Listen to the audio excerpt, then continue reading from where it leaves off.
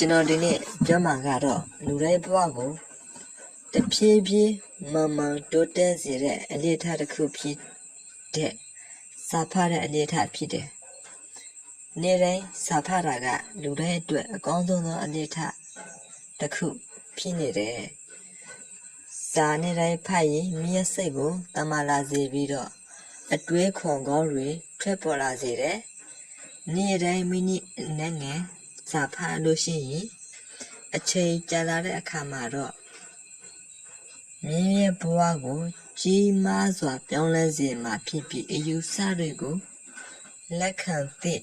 လက်မခံသည့်ဒီခွဲခြားနိုင်မှာဖြစ်တယ်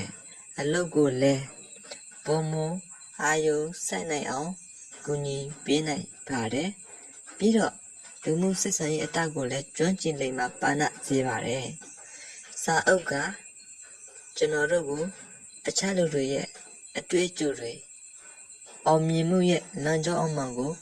ရွေးချယ်နိုင်အောင်သင်ပေးပါသေးတယ်။စာဖတ်ရင်စိတ်ဖိစီးမှုကိုလျှော့ချပြီးတော့စိတ်ကိုတည်ငြိမ်အေးချမ်းကအောင်မြင်တဲ့လူအများစုကစာဖတ်တဲ့အလေ့အထရှိကြပါတယ်။နေ့တိုင်းစာဖတ်ရင်ဘုံမအမျှော်မြင်ရှင်းလာစေပြီးကိုယုံကြည်မှုတိုးလာစေမှာဖြစ်တယ်။နေ့တိုင်းမိနစ်အနည်းငယ်စာဖတ်တဲ့အလေ့အထကိုမိကငွေချဖြစ်မိရဲ့ဘဝကိုတိုးတက်ဖို့လမ်းကြောင်းကို